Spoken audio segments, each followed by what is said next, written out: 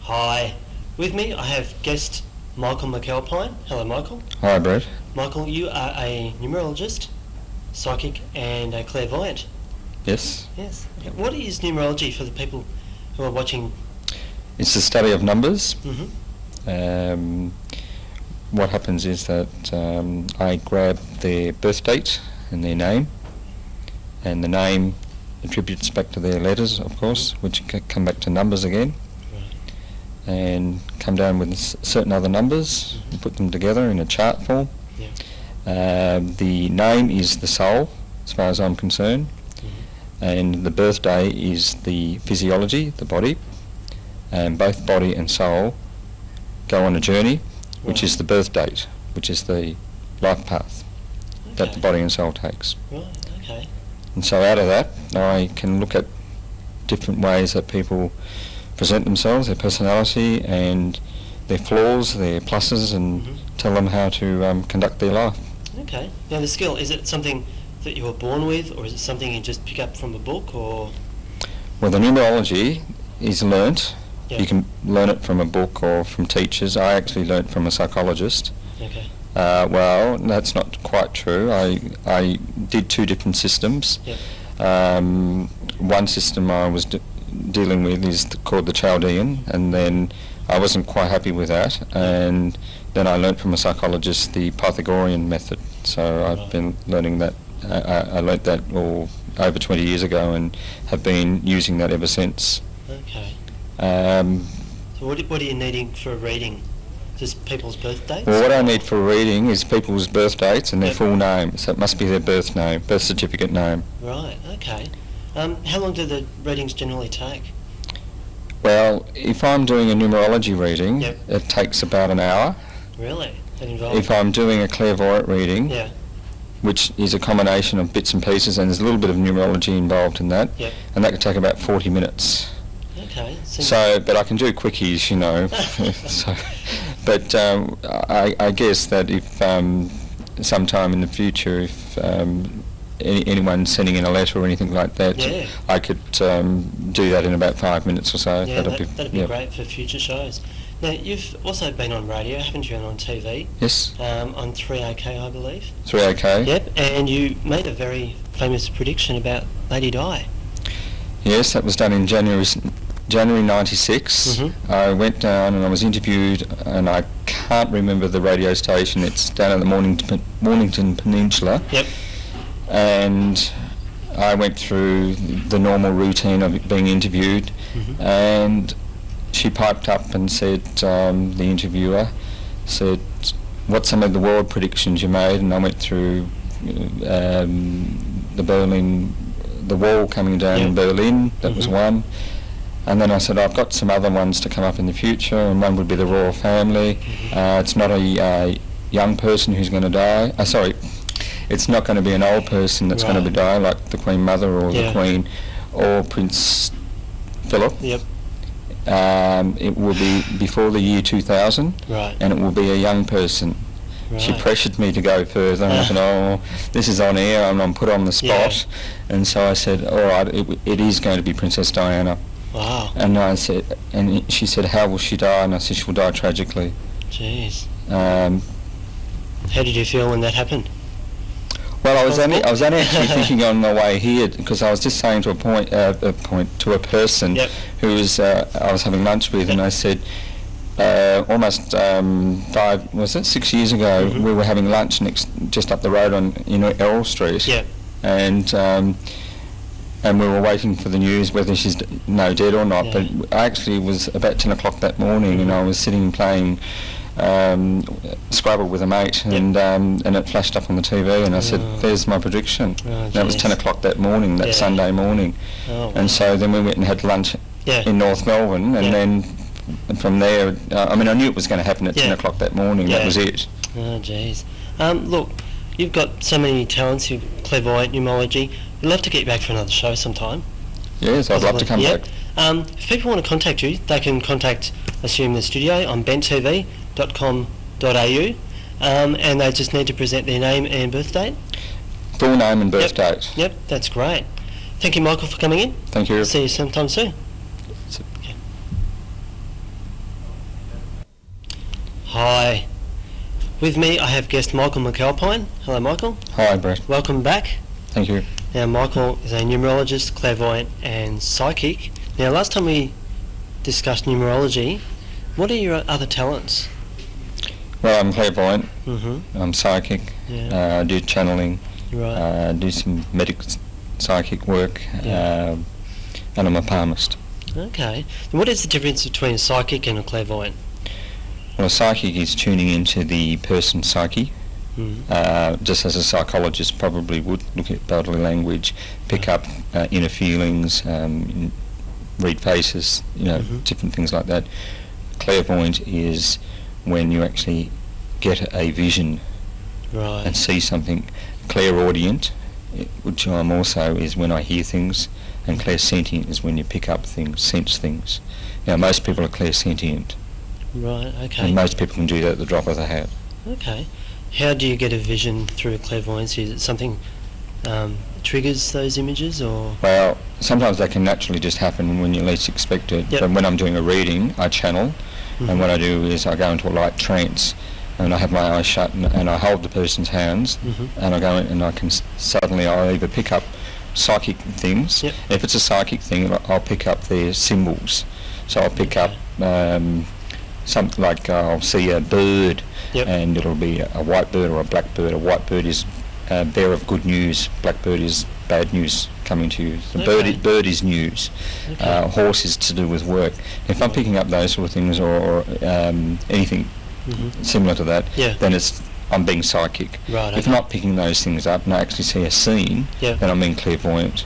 Okay. So, and I actually see a person walking around or doing something, or a house or something, and just moving scene. Now, there was one particularly, if I could just quickly Yeah. explain this, I was just laying down on one particular day, or when was it, 5 or 6 years ago now, Mhm. before the American embassy was blown up in Africa, or was yep, it? yep. Yeah, it was not long before that, and I picked up this man standing there in white clobber, standing with a long beard. Yep. We all know who he is now, Mhm. and he was standing with a rifle in his arm, Wow. and he didn't have it out, he just had it sort of up, Yeah. right, and there was all these other Arabs charging behind him in a war-torn, stricken area. Yeah. And then I tried to explain this, and then on top of that, that scene went away, Yep. that vision. It was a running film footage, and then on top of that I saw the word Afghanistan, Wow. and then I tried to explain this to people, that I've seen this thing, and it's a man from Afghanistan who's doing a lot of stuff to the world. Yeah. And then this thing come up straight on the Yeah. news about a week later, and I said, Yeah. that's it, that's the man. And Yeah. so, and what's his name? Bin Laden. Oh, that's interesting. I didn't even Yeah. know who he was at Yeah. that stage. Wow. So that's when Yeah. I get a clairvoyant vision. Okay. The word clairvoyant, where does that derive from? Clear vision. It's a Okay. French word. It means Okay. clear vision. Yep. And you don't think. So when you're getting actually Yeah. something, you're not thinking it through. You're not. When you think, you're actually saying, you're telling the brain to do something. Right, okay. And when you're being clairvoyant, Yeah. you're just getting the images just coming in, and you're not trying to think what it is. You're just saying exactly as it comes out. And Okay. that's the difference between thinking. Mm-hmm. Thinking is not clear. Well, clairvoyant could be considered as clear Yeah. thought. Oh, okay. So it's not a sort of a new age thing, it's been around for centuries. Oh yes, absolutely. Yeah. Okay, that sounds great. Look, hopefully we'll get you back for some readings. You can maybe read me in future shows. Yeah, that'll be great. If you do want to contact Michael, you can email the studio at the address at the bottom of your screen, okay? And people need to present what for a clairvoyant reading? Well, They just need to come. Yeah, that's great. Or I know if they're going to send in a message or something, so I Yeah. can read it out. I mean, they're not going to come into the studio. No, of that's course. fine. So it's just jot down in a letter form Yep. what a problem they've got a problem. Yep. They might have a problem with their partner or something Yeah. like that, or if they're going to move or buy a house or something Yeah. like that. And is it a good time now, or Mhm. is it a good time to do this or not? That's right. To sell and move or go overseas or whatever, or start a new business or anything like that. Yep. Jot it down and send it on to us, and then Yeah. I'll have a look at it and address it Yep. on air, live to air. That's great. Okay, thank you, Michael. Thank you. Okay, back to the studio. Hi, I'm Brett Ketchen. You're watching Q Weekly. Now with me I have Michael McAlpine. Hello, Michael. Hi, Brett. And Ernie Vare. Hi Brett, how are you? Now, we've been talking to Michael about numerology, clairvoyancy and all the other psychic worlds. Now you're going to be doing a reading, aren't you, Michael? I am indeed. Yep. And I guess this will be a first. 2 guests holding hands. Not on Ben TV. Okay. All right. Well, I'll just give a quick overview of what I do, and I'll go into trance, and then after coming out of trance, it'll be a very quick trance. Yep. I'll do some numerology. Okay. Are you relaxed, Ernie? I'm fine. Good. Thank you.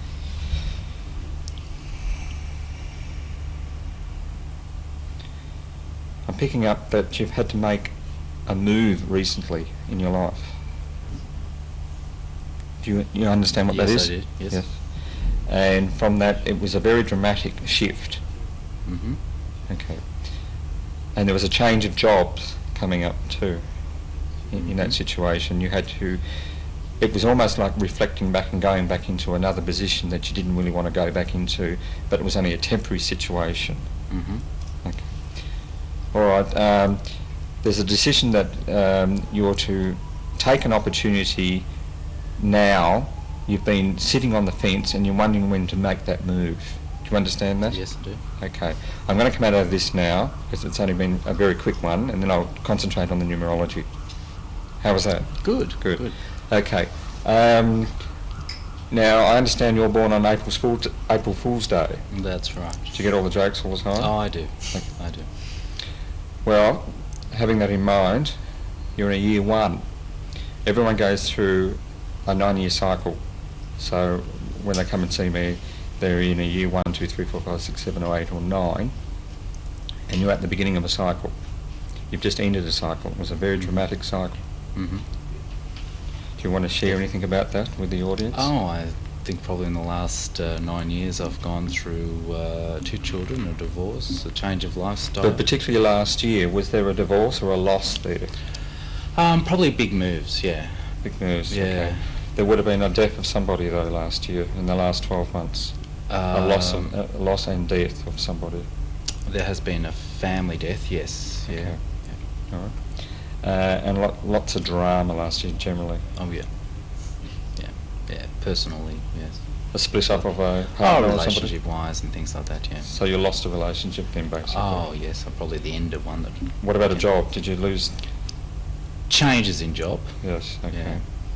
Well, all that's about to change for you, as you just said. You're in a new cycle, Mm-hmm. so everything's new now. You should starting to be feeling, well, here we are, July.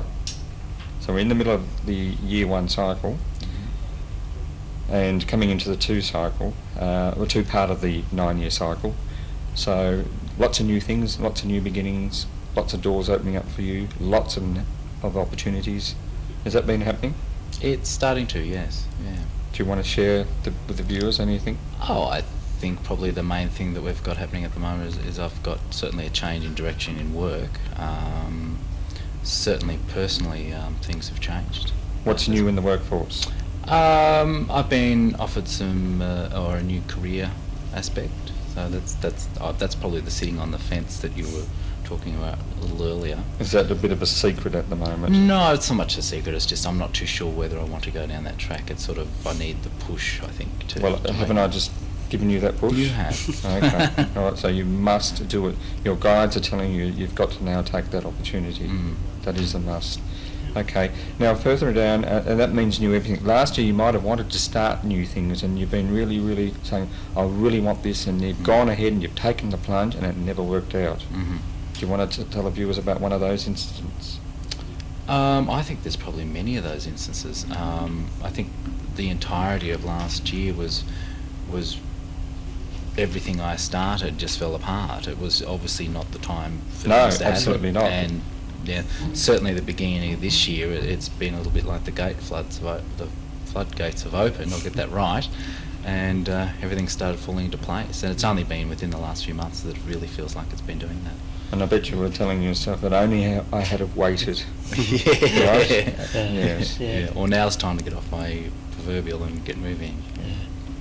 All right. Now it's very masculine year for you, so it's very much into your male side of yourself. 1 is very masculine, 2 is very feminine. Mhm. So next year will be your feminine side coming in, and that I always tell everyone that the years doesn't sort of start at January the 1st and end at December the 31st. There's sort of a transition period between the beginning of October and the end of March. Mhm. So you're sort of kind of in 2 years. So you come up to October this year, you'll be in a 1 and 2, which means to say that your feminine side's starting to kick in. And so you'll have to, 1 is very head and 2 is very gut feeling. Okay. So you'll be sort of a bit confused between the end of the year and early in the year. Do you trust your head or your gut feeling? And I would say start to listen to your intuition, but look at logic as well. So it's a bit of a combination depending what it is. Trust your own feelings on that one, and that's all I can say about that one. Coming up next year, well, maybe we can have you back some other time, That'd or be great. if that works out, and we can continue on with that. That sounds great. Fantastic. Yep. Oh, well, thank you, Ernie. Thank Thank you, you. Michael. Thank you. Thank you, Michael. Back to the studio.